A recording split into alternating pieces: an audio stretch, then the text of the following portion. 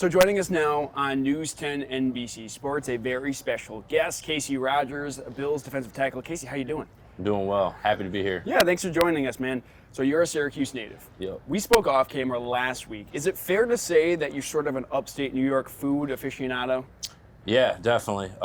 That's when I spent a lot of time on the West Coast. That's one of the things I missed about upstate was the food that is offered up here. So being able to come back and indulge in that food makes a happy man.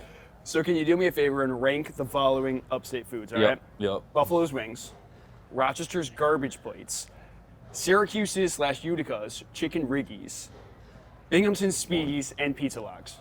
All right, so 1 is Riggies, 2 is the Speedies, 3 is the wings. What was it? It was the garbage plates and the garbage plates, pizza logs for the last pizza logs, and then the garbage plates. Sorry, Rochester. I just never really got No, never involved got with the into garbage it. Never plates. got into it. You need an authentic one at training camp this year, I think. Yeah, but the Speedies and the Riggies, that's almost like a twice a week thing for me. So I'll definitely put them 1 and 2. Jumping back to high school days, you were committed to play for Syracuse lacrosse and decommitted. Initially, were supposed to play for your father, right, at SU. Was it tough at all to decommit and quit playing lacrosse? Yeah, definitely. It was something, obviously, grew up playing. Ever since I was little, all I can remember is having a lacrosse stick in my hand. My dad being involved and coaching at Syracuse and being as involved in the lacrosse world as he is, it was hard to, put it aside for a minute. But I figured in my head, when I was making the decision, I had a tougher time, saying that I was never going to be able to play football again than saying I'll never be able to play lacrosse again.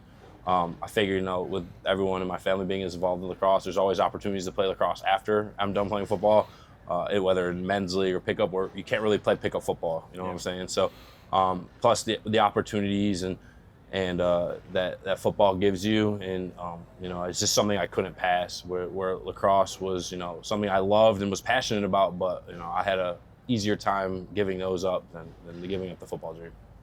Do you feel like there's much crossover between being a defensive tackle and playing lacrosse at all?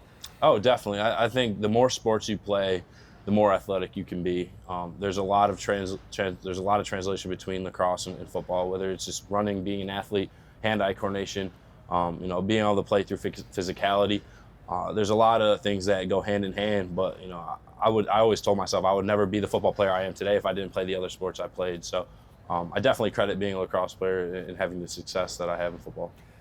Last year, you debut with the New York Giants. You block a field goal in your first game. How cool is that? Can you walk me through that play? Yeah, no, being able to get on an NFL field, obviously a lifelong dream of mine. So I really wanted to make a statement. That was my first game that day. So I knew that you don't get a lot of these opportunities, so you definitely got to make something of it and take a lot of pride in special teams. That's something that ever since I started football, that's something I loved. Was a lot of times a big play on special teams can change the game. So that's all I was trying to do for my team was change the game and try to get some momentum. And sometimes special teams it's the hardest 2 seconds in football. And we realized that those tackles were a little, or not the tackles, the guard were a little soft with their sets, and we put two big guys on one, and we ran through them and blocked the kick. So it was nice. Syracuse is sort of a split city between between the Bills and the Giants. Yep. How cool is it to play for, not necessarily a hometown team with the Giants, but certainly a team that I'm assuming a lot of people you knew were rooting for? Yeah, I mean, just being from Syracuse and being from New York, the amount of pride I have of being from up here is huge. So spending a lot of time out west, I carried that on my shoulder. I'm a representation of New York. And then to be able to come back and play for a team that had an NY on their helmet just meant the world to me. Like you said, it is a split city in Syracuse. It's kind of half. Well, now it's about 3/4 Bills, about 1/4 Giants. But it was still cool to represent a New York team or a New Jersey team, however you want to say it. But yeah, no, it was cool to come back and be able to play on my side of the country and see familiar faces in the stands. For sure. Last month, obviously, getting waived by the Giants, but then claimed by the Bills. Can you just walk me through your initial reaction of that sequence? Yeah, I mean, it's definitely a life-changing event. You're kind of, one day you don't have a job, and the next day you don't, or you do. So it was definitely kind of cool how it all played out. That's part of the business. I totally respect the Giants' decision, and I'm grateful for the opportunity I had there. But getting claimed by the Bills is that is a picture perfect for me. You know what I mean? From being up here, I understand what the Bills mean to this community, to this state. Obviously, I was raised in it. So this is like the best case scenario for me, the perfect opportunity. I couldn't have drawn it up better. And, that's what I'm going into this camp at. With that mindset is that this is a once in a lifetime opportunity to be able to play in front of not only the state of New York, but my family, friends, and everyone who love the Bills back home. So this opportunity for me is to show my friends, show the state of New York, show everyone who I've been trying to represent what I've been working on, and what I have to bring to the table for this team. How excited are you for next month in training camp to be just a little bit closer to home?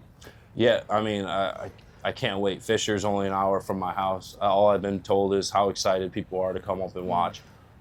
Again, this is the community I was raised in. This is the community I love. Every game in college, I would wear 315 on my arm. That's Syracuse area code. I just have so much pride in being from up here and being from the state of New York. Not a lot of kids from around here that go to high school get this opportunity. So to be able to show other kids that grew up in this area that there is a possibility, there is someone who did it. I'm walking proof that kids from New Syracuse, kids from Rochester, Buffalo, whatever, can get to the NFL. So, just to be the representation of the state of New York, upstate, I don't carry that lightly. That is something that I think about every day, is who I'm representing and how I carry myself to do that. As we progress in OTAs, it's a stacked defensive line Yep. group, right? How would you differentiate yourself as we approach training camp? Yeah, I just got to do all the little things right. I got to stick out in ways that other guys don't. So whether that's running to the ball, that's being able to stop, be stout in a run game and get to the quarterback. A lot of these guys are very talented D linemen, and I got to be able to realize I belong here too, and just show the Buffalo Bills upstairs and coaches what I can bring to the table. So I'm excited to do that. Early on, what have you learned from guys, the veteran groups like Daquan Jones, Ed, Michael Hoyt? What have you learned from them and trying to absorb as you approach training camp? Yeah, I think the big thing is just how to walk around the building and how to be a Bill right now. Coming into a new facility, a new team, there's a lot of challenges. You don't know the culture yet. You don't know. It's all new faces, so you're really just kind of finding your spot where you're comfortable, who you're sitting next to, all that, and just being a sponge and watching those guys. Really helps, that transition to being into a good teammate, not just a new teammate, a good teammate. So those guys have been awesome, welcomed me with open arms. I couldn't have been more thankful for them. And then on the field too, Ed Oliver is one of the best defensive tackles in the game right now. And though watching those guys and just listening to them, picking their brains, it's endless knowledge. The more you know, the better. So it's been cool to learn from them. Obviously, came from another really good defensive lineman with Dexter Lawrence and Raheem Nunez-Roches. So it's like to come from these two, to have knowledge from them, and then to come here and learn from these guys. It's been amazing. That's part of the journey too, is seeing what you can learn and how much you can pick up. So and then adding that all to your game, not just knowing it. So it's been really cool. It's really nice, easy transition. I couldn't thank these guys enough here. All the coaches, all the players. They've made it really easy and fun. For sure. Dumb question. What's your ultimate goal heading into training camp? Yeah, ultimately, obviously, you want to make that final roster cut. I did some practice squad last year and got brought up to active roster. I obviously want to stay on active roster this year, and I also want to, just make the Bills a better team. They're already a great team, but what can I do to make them better? And I think that's a challenge that everyone has. To find what they're good at and what's maybe what. If you're good at something that someone else is not, really picking that up and showing the coaches that you're good at that. So.